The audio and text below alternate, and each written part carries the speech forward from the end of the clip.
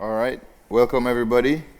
I'm sure everybody must be tired. It's the end of the day, but I'm grateful that you guys showed up. So thank you for coming to my talk. I'm going to be talking about ASN.1 parsers, namely in the Intel baseband. A little about me, some self-promotion. I work for Vigilant Labs. It's a security research company, and I'm a security researcher there.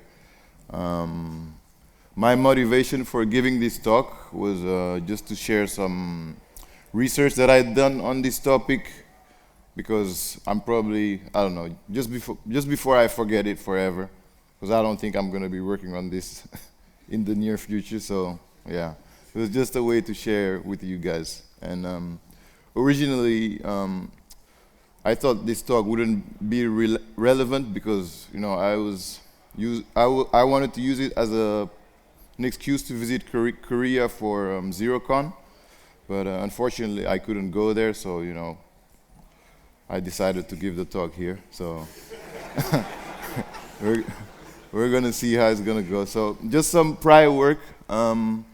There's been some prior work on the Intel baseband, and it was from Nico Gold, Secures, and there's another talk from a guy. I think his name is actually Guy. So yeah.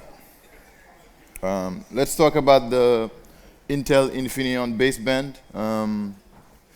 The reason why I decided to look at this target was for Pwn to Own 2018, so that's already like 5 years ago. It seemed like an interesting challenge, and at the time it seemed impactful because it was used on the latest iPhone. What is Intel Infineon? It's from this company called Infineon AG, and it's a German semiconductor company, and they had like a wireless solutions business that was acquired by Intel in 2011, and it became Intel Mobile Communications. And in 2019, actually, a year after I did research on this, it was acquired by Apple because it was kind of a bumpy road for the Intel modem because they couldn't really compete with essentially any of the other vendors. They had like performance issues, like iPhones that were using this baseband were slower.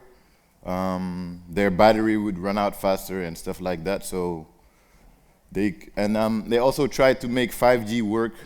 It never worked out. So they decided to just give up, and Apple purchased them in 2019. So I guess we can call it the Apple Infineon now. So it's called like Intel XMM modem, at least that's the way I know it. And it's just the embedded software that's running on the baseband processor, which is the processor that handles cellular, 2G, 3G, LTE. And it's used in several devices today. I guess, you can find it in older iPhone models, Tesla cars today, and, some PCs in dongles and stuff like that.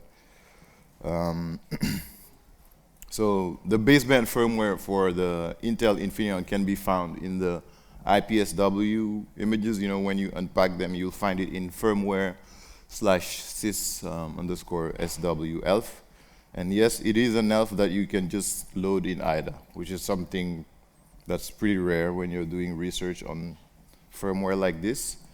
It doesn't have any symbols, but it does have some debug strings, so we're going to try to work with that. And basically, the fact is you can't avoid reversing it because you're not going to find like leaked source code or stuff like that. So you just have to reverse it. This talk is centered around the ARM version, but I just want to note that there's x86 versions. So when iPhone 11 came out, it turns out I tried to load the firmware like I used to, but it was looking like garbage in IDA, and it turns out it was actually x86. So yeah, it seems like they just did it for that one version. So I don't know. Could have been like, I don't know, a licensing thing. I don't know. I'm not gonna speculate on that. It's a real-time operating system, and it's very typical in time-sensitive applications, so I think at least all the basebands I've ever looked at are running some kind of RTOS. And the way like a RTOS works, you have the power on or the reset, and it'll go to the bootloader, and the bootloader will do some stuff, load the RTOS kernel, which will set up memory, initialize the tasks. And tasks, tasks here, it's basically just functions, essentially, that are running, or threads, let's just call them threads. And then it sets up like a scheduler that will, divide the resources between these threads. So this is like some pseudocode. It's really, really simplified. I didn't want to blast you guys with too much code, but this is essentially what they look like in this modem. It like task entry. It will allocate some like context structure, initialize the task, and then it'll enter a while loop that will just receive messages from a queue, process them in some kind of way. And this is like how the different tasks communicate with each other. They'll put stuff on a task queue and retrieve messages from their queue that other tasks have posted for them. So, like I was saying, it does have debug strings, and this is something very useful for us. And these are some strings that were pretty interesting that I found in there. Like you have UTA OS, thread create, thread create, thread start, whatever. This is clearly like some functions that are most likely used to create threads. That was my guess at the time anyway. And luckily the guess was correct, but this is how the initializing function looks like. It will like, this is also, kind of pseudocode, but it just goes through like some array where all the tasks are described, and it will like create their message queue, create the thread, and then start the thread. So what does the table that I'm talking about look like? It's something like this. And it'll have a string for the name of the task / thread, and then the entry point for it, and then you'll have like a queue ID or like signaling ID. Yeah, that's basically the basics for reversing this thing, I guess. So now let's talk about bug hunting and attack surface selection. I was hesitant when I was picking the name for this talk because I wanted to convey the idea that it's more about, selecting attack surfaces than really ASN.1, and you'll see what I mean by that. So my original plan when looking at this target was to, read through the code, identify cellular stack, because the RTOS has a bunch of other stuff going on, but we're only interested in the cellular stack. So I wanted to look for that, and then audit the different layers, different messages, find bugs, like a simple, easy plan. But unfortunately, there's some things that didn't go as planned. We'll see. Initial reverse engineering identified the different tasks, just reading from the entry point, stuff like that. And looking at the task names and debug strings, I tried to guess the functionality of these tasks, and then I tried to confirm or deny the validity of these guesses. So this is the array I showed you earlier, and as we can see, when I see stuff like, I've done this a long time, so when I see stuff like RLC, RRC, or MM/GMM, I can try to guess that it stands for radio link control or, mobility management, which are some of the protocols of the GSM stack. But like I was saying, when we look at some of those entry functions, this is just a video I took for you guys to show you what it kind of looks like in IDA.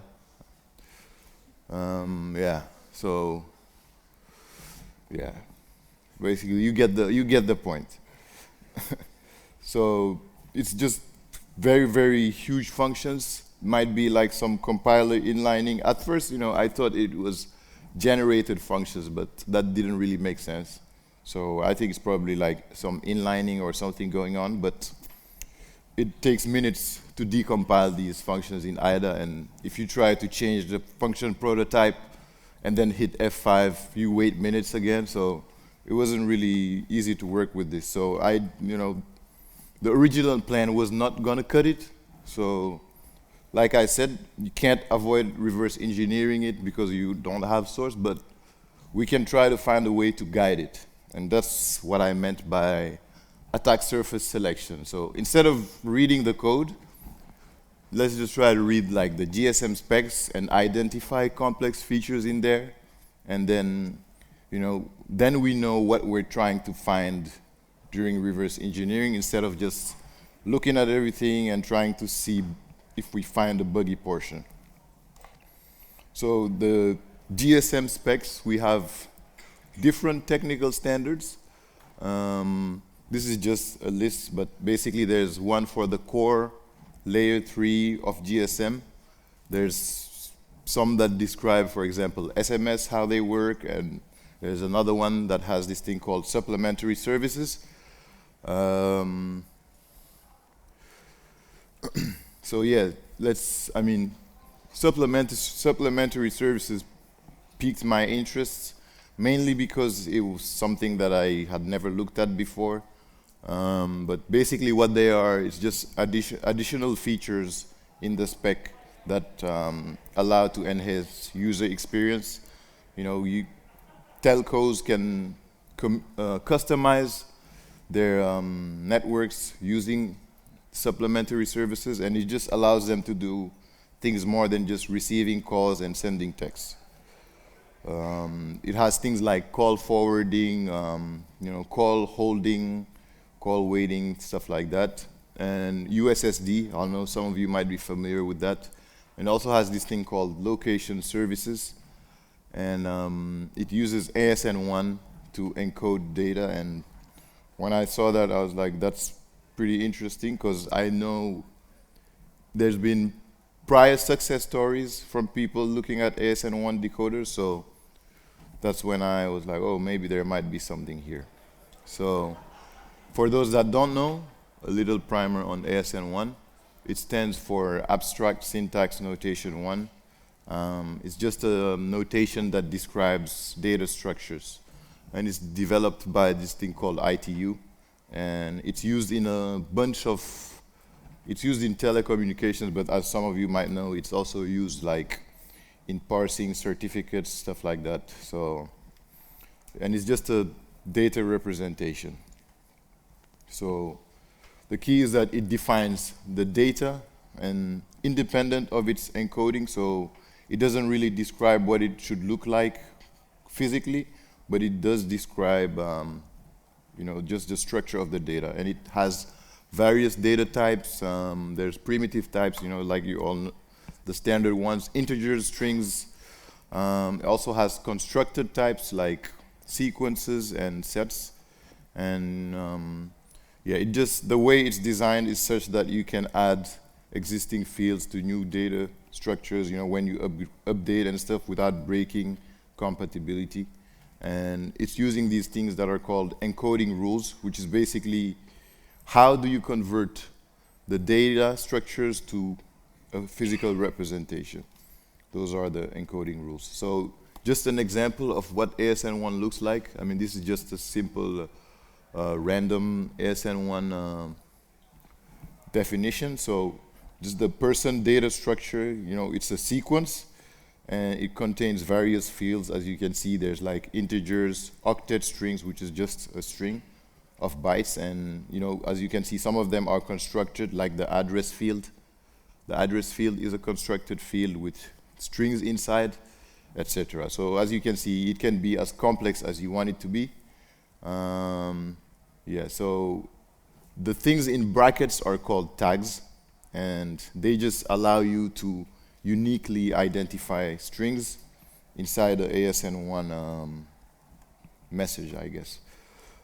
So we have this thing called basic encoding rules. It's like the most widely used encoding rules, and it's pretty much just like TLV, which is type length value. And these are examples of how they are encoded, and it has subsets that are called DER and CAR. I mean, doesn't really matter, but we also have the packed encoding rules, which is designed for efficiency, and minimal overhead. Yeah, so I think it's interesting as an attack surface because you can have potential issues in ASN.1 decoders, obviously, the way data is decoded. There's just too many corner cases that, developers need to consider. We also have potential issues in, handling of the decoded data because they're building data structures from this ASN stuff they're parsing. And you can end up having very complex data structures that you need to recover from this. So the first thing I needed to do was to identify the supplementary services task. And I mean, just with some elbow grease, I was able to find that it's called MNS. And just reversing with some cross-referencing of the specifications, looking for constants, stuff like that, and it turns out it's also another large, messy function. But luckily, I guess, it's not as large as the other one. But yeah, so this time, we're lucky because it's only 2,300 lines. And yeah, just like I said before, there's no way we can avoid reversing it. So this is, I didn't want you to look at that ugly thing, so I kind of made it simpler for you. This is kind of how it works. A very simplified version, but essentially it processes the data, allocates something like a signal that it needs to send to another task for further processing. Yeah. So let's talk about vulnerability analysis. I'll tell you about my findings in this. One of the components of supplementary services is called location services, and it's just a set of features that allows to locate, I guess, devices. You have it's used in emergency services where you need to locate a caller, tracking like an asset, because vehicles can also have, can also be running some kind of GSM stack. And yeah, navigation, location-based advertising. And I mean, since we're all hackers, I'm thinking some of you are looking at this with like a different eye. And yeah, of course, while it can be used for like legitimate purposes, there's nothing preventing a bad actor from abusing this to locate people. So yeah, I think we know what I'm kind of talking about. So one of the message types that are used in location services is called the area event request. And basically it's just a message that allows you to request the position of a target mobile device. And it's triggered by a device entering or leaving a defined geographical area. And yeah, just basically what I was describing in the previous slide. And it's defined in this GSM spec here. So it contains several fields. There's the client ID field, and then there's the area definition field. This is what a very, very simplified version of the ASN.1 definition of this message looks like. And it's complicated enough that it's worth trying to identify the code parsing this. So as you can see, you have octet strings of defined sizes, so the idea is that there's already constraints that the developers need to worry about, like size 2 to 7, size 10 of the area list, which is a sequence of other complex data structures.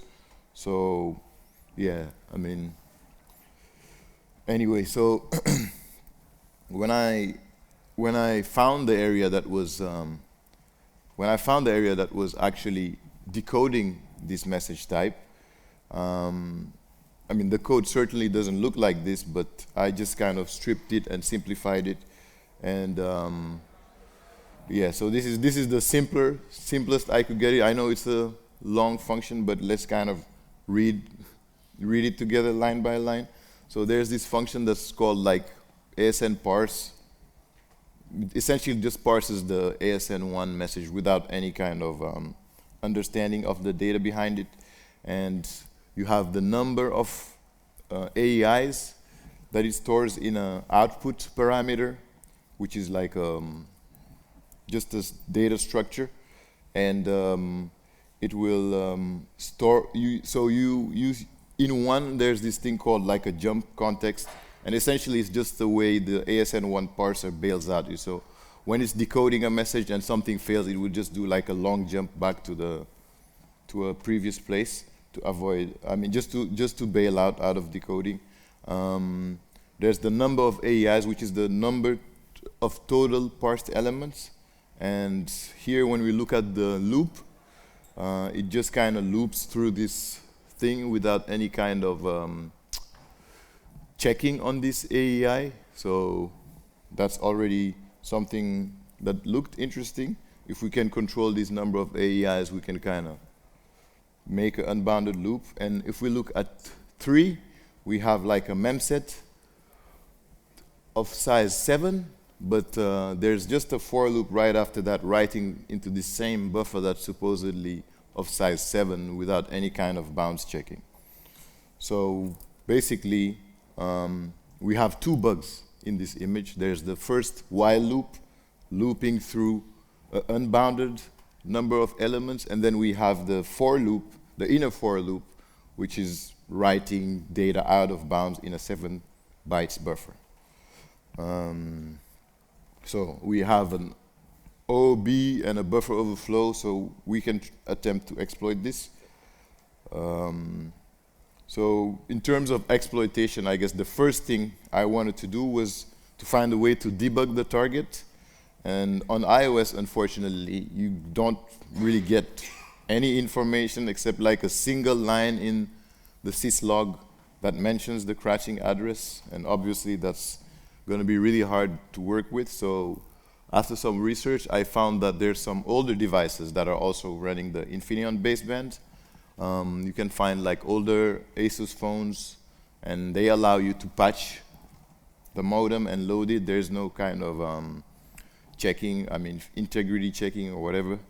So the only problem is that the code differs quite a bit, but you know, it helps at least with reachability assessment. And what I mean by that is, you know, when you're reversing something like this, it's really helpful to get some information on data you can, and I mean, on code you can and can't reach. So just like the ability to set breakpoints essentially goes a long way in helping with reversing. So in terms of triggering this bug, the message that you need to send is facility is encoded inside a facility information element, and this can be found in a bunch of layer 3 messages, like a setup message, which is a message you use to initiate a phone call. There's alerting, which is also related to that. And then there's connect, disconnect calls, release, register from some different protocols and stuff like that.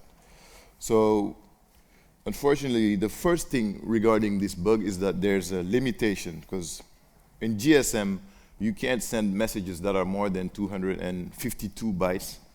And so essentially, we can't overflow as much as we want. And when you subtract like encoding bytes and stuff like that, you get even less data. So yeah, so my question was how to overcome this. And luckily we have, I mean, I wouldn't call it a bug, but there was some implementation inaccuracies. So the ASN.1 definition describes the area identification, which was one of the fields of the message, to be of size minimum 2. And the key here is that since we're trying to send many different elements in order to abuse this out of bounds, right? The fact that we can avoid sending even 2 bytes can save us a lot of bytes since we only have 252 bytes, right? So if you 250, I mean, just for example, 10 times 2 is already 20. So exactly. So the less bytes you could send, the easier it would be. Just as a result, then we could just target much further than just 252 bytes out of bounds.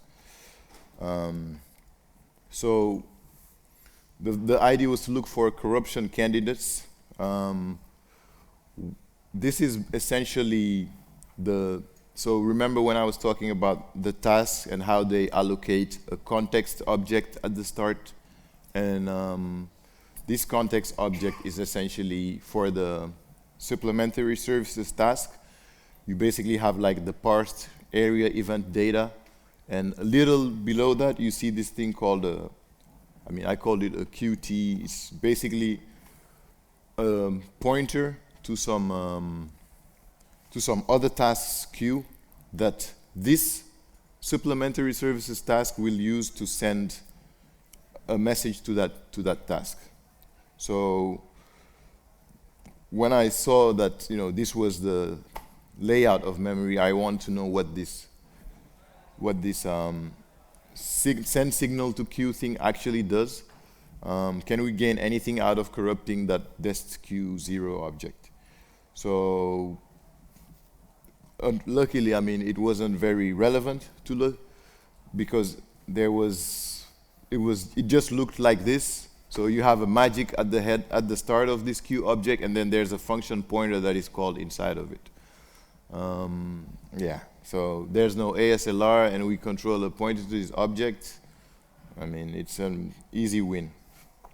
Now what I want to say is, in terms of relevance of this, I discovered this bug in 2018, and it was patched in 2019. At least that was my thinking.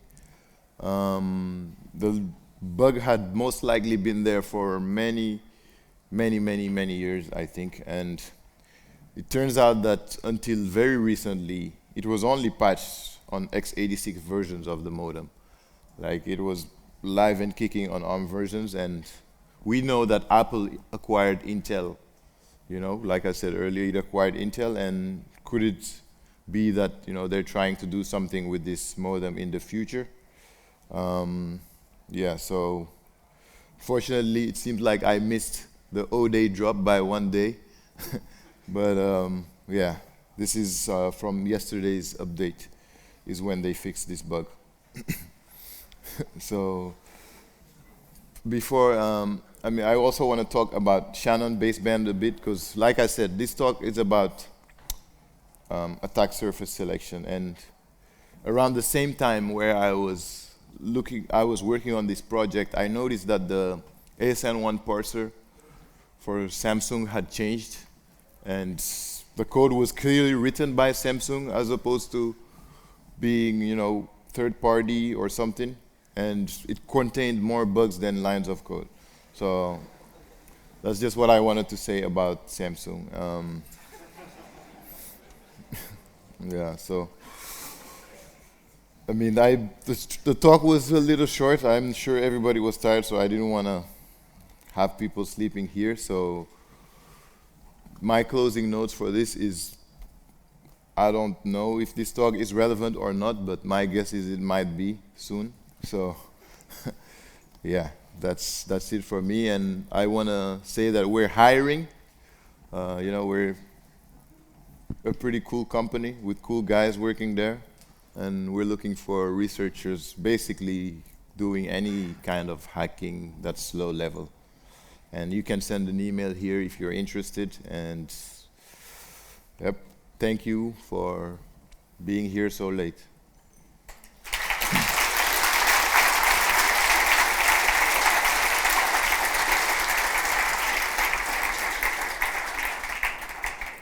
So if you have questions, I think we have plenty of time. Yes. So when I hear ASN.1, Yeah. the bug that I've seen in, I think, all implementations of X509 that I've looked at is integer overflows, because you can encode arbitrarily large integers in ASN.1, and then they get mapped to an int. Have you looked into that? Is that really a question?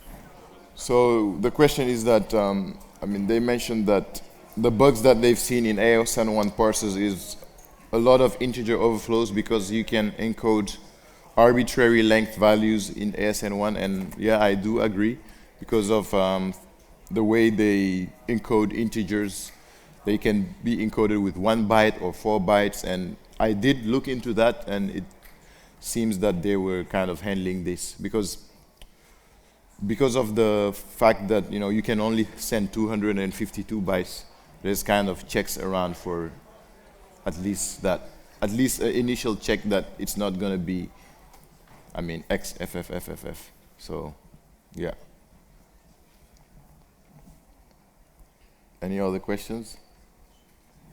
So now let's get you a mic. Last talk of the day, and now we have questions, guys. Thanks. What's exactly the attack surface here? Like, what is the source of those ASN.1 messages that are processed by the baseband? Is it do you have to have any special permissions on the device itself, or they come from the GSM network or whatever? So yeah, they come from the GSM network. The attack surface is essentially, if you're able to get a device to connect to your GSM network, then you can attack them this way. Yeah. Does that answer your question? Yeah. Any more questions? Please show of hands. Here? Yeah. Wait, it's crazy. All day we haven't had questions. Now we have them. Think I know this guy? So, yeah, I have a really simple question here. How long did you work on the subject before finding this vulnerability? So this was in 2018. I don't remember exactly, but I think it was maybe 1 to 2 months. Yeah, prior to Pwn2Own. And I guess a funny story. I mean, I already told you, but I'll tell everybody is that I kind of found this bug right before traveling to Pwn2Own. And then I needed to kind of exploit it, and essentially my whole time in Tokyo, like 2 or 3 days before the contest, I didn't sleep, and it ended up exploiting it the morning of, but then I couldn't find anything meaningful to do with it, so it ended up being like a failed attempt, so I was pretty bummed. Yeah.